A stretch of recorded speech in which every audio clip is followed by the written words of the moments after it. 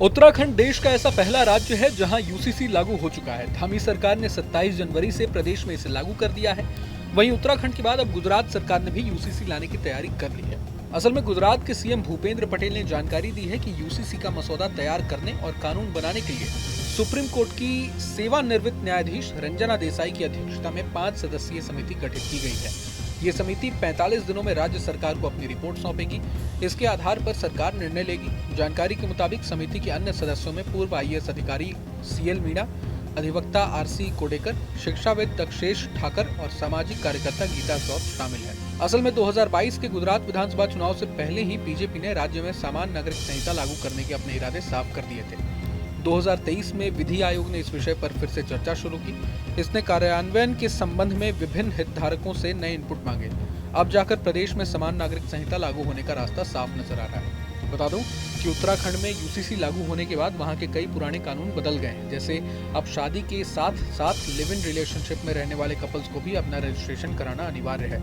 इसके अलावा उत्तराखंड में बेटे और बेटी के लिए माता पिता की प्रॉपर्टी में भी बराबरी का कानून लागू हो गया है। जानकारी के लिए आपको बता दें कि उत्तराखंड के अलावा गोवा में यूसीसी पहले से लागू है। दरअसल भारतीय संविधान में गोवा को विशेष राज्य का दर्जा मिला हुआ है, इसलिए संसद ने कानून बनाकर गोवा को पुर्तगाली सिविल कोड लागू करने का अधिकार दिया था। इसके अलावा असम के सीएम हिमंता बिस्वा शर्मा भी कह चुके हैं कि असम में फरवरी 2024 तक यूसीसी लागू कर दिया जाएगा। हालांकि फरवरी 2024 तक तो असम में यूसीसी आया नहीं है। 2022 में मध्य प्रदेश की बीजेपी सरकार ने घोषणा की थी कि राज्य में समान नागरिक संहिता के क्रियान्वयन के लिए एक समिति बनाई जाएगी। ये घोषणा तत्कालीन मुख्यमंत्री शिवराज सिंह चौहान ने की थी। इसके अलावा हरियाणा और यूपी में भी बीजेपी सरकार यूसीसी लागू करने की बात कह चुकी है। अब उत्तराखंड और गुजरात में यूसीसी के बाद क्या महाराष्ट्र में भी समान नागरिक संहिता लागू की जाएगी? ये सवाल जब राज्य के डिप्टी सीएम एकनाथ शिंदे से पूछा गया तो उन्होंने कहा कि मुख्यमंत्री देवेंद्र फडणवीस, अजित पवार और मैं इस पर चर्चा करने के लिए एक साथ बैठेंगे और निर्णय लेंगे। सुनिए। सर गुजरात सरकार ने यूसीसी के रिलेटेड एक पैनल अपॉइंट किया है और ड्राफ्ट पैनल अपॉइंट किया है। उनको बोला गया है कि आप कुछ समय में ड्राफ्ट बनाइए यूसीसी के रिलेटेड। आपकी सरकार आई है महाराष्ट्र में, क्या महाराष्ट्र में यूसीसी इम्प्लीमेंट होगा? क्या ड्राफ्ट बनाया जाए? मुख्यमंत्री जी, देवेंद्र जी, मैं, अजीत दादा, हम लोग सब बैठेंगे, इसके ऊपर चर्चा करेंगे और निर्णय लेंगे।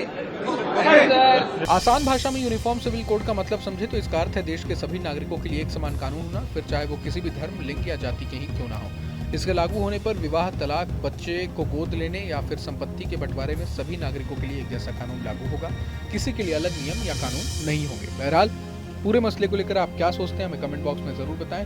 अगर आपको ये वीडियो पसंद आया तो लाइक करें और चैनल को सब्सक्राइब करें। वहीं तमाम बड़ी खबरों के लिए देखते रहें न्यूज नेशन। न्यूज नेशन अब व्हाट्सएप पर खबरों के ताजा अपडेट के लिए न्यूज नेशन के इस क्यूआर कोड को स्कैन करें।